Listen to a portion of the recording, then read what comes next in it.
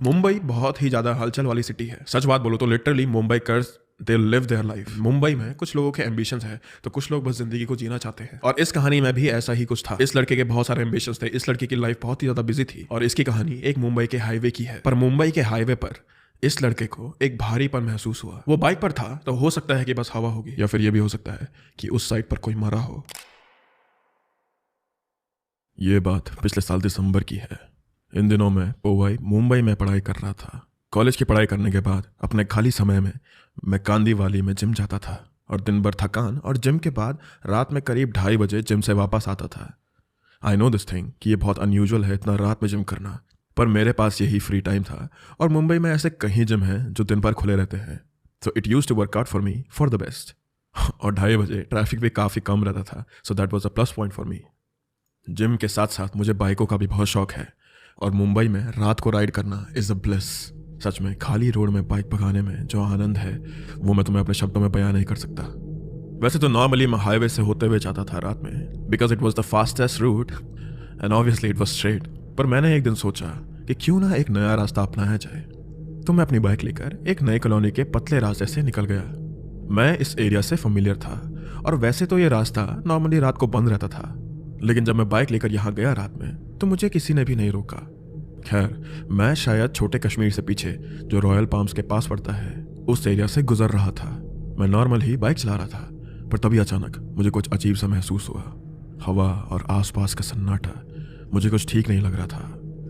I am sure कि अगर तुमने कभी बाइक चलाई होगी तो तुमने अपने कान में वो हवा कटने की आवाज़ सुनी होगी, बट दिस वॉज डिफरेंट। मैंने पहले भी गलियों में तेज बाइक दौड़ाई है, लेकिन इतना भारीपन, इतनी प्रेजेंस मुझे कभी भी फील नहीं हुई थी। हाँ, मुझे हवा कटने की आवाज़ सुनाई दे रही थी, लेकिन जो ये प्रेशर मैं अपनी बॉडी पे फील कर पा रहा था ये कुछ अजीब सा था। तो डर से मैं बाइक और तेज भगाने लगा, लेकिन कुछ 1 मिनट बाद मुझे कुछ महसूस हुआ। मुझे ऐसा लगा कि मेरे बाइक के पीछे वाली गद्दी थोड़ी भारी हुई है, और किसी ने मेरा कंधा थपथपाया था। मेरा कंधा थपथपाने के बाद मुझे ऐसा दोबारा फील हुआ कि पीछे सीट में प्रेशर बढ़ गया है, जैसे कि कोई बहुत भारी आदमी वहां बैठा हो। सच बताऊं तो उस वक्त मेरा दिमाग रुक चुका था।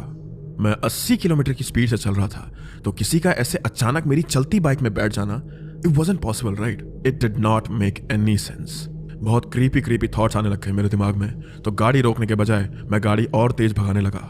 और फिर अचानक दोबारा किसी ने मेरा कंधा थपथपाया, जिसके एकदम बाद एक आवाज आई। सच बोलूं तो टिपिकल मुंबई भाषा में मेरी फट चुकी थी। मैं इन सब चीज़ों में विश्वास नहीं करता हूं, लेकिन सच में मुझे बहुत डर लगा। मेरे दिमाग में ये चीज़ कंप्यूट नहीं हो पा रही थी कि आखिर ये आवाज़ और ये भारीपन मुझे क्यों महसूस हो रहा है। मेरे दिमाग ने मुझसे कहा कि एक बार पीछे देखकर शोर हो जा, लेकिन मेरे दिल ने कहा कि नहीं, यहाँ से भाग जा। तो मैंने अपने दिमाग की जगह दिल की सुनी।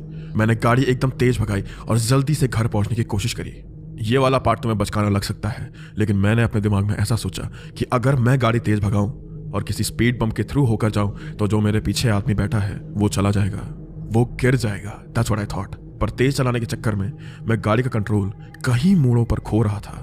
पर उस टाइम पर मुझे उस बात से कुछ भी फर्क नहीं पड़ रहा था। I just wanted to get home. मेरे कंधे पर थपथपाहट और पीछे से वो आवाज़ 2-3 बार और आई। सच कहूं तो मुझे ये सब कुछ धुंधला धुंधला ही याद है। जैसे ही मैं मारो स्टॉप पर पहुंचा, मुझे बहुत उल्टी सी आई। मैं ज़्यादातर ये इंसिडेंट लोगों को नहीं बताता हूं, क्योंकि कहीं ना कहीं मुझे पता है कि लोग मेरा मजाक उड़ाएंगे, मुझ पर विश्वास नहीं करेंगे और मुझे पागल समझेंगे। पर अगर सच कहूं तो अभी भी ये बताते हुए मेरे रोंगटे खड़े हो जाते हैं। मैंने अपनी ज़िंदगी में कभी भी कोई नशे नहीं करे। मेरा हमेशा ये मानना है कि जितना पैसा मैं नशे में उड़ाऊंगा उतने का मैं प्रोटीन खरीद लूंगा। So you should be assured कि उस समय मैं हेलुसिनेट नहीं कर रहा था। बाइक चलाते हुए मैं होशो हवास में ही था, पर सच में मुझे आज तक नहीं समझ आया। अभी के लिए इतना ही। Part 2 on the way. Thanks for watching.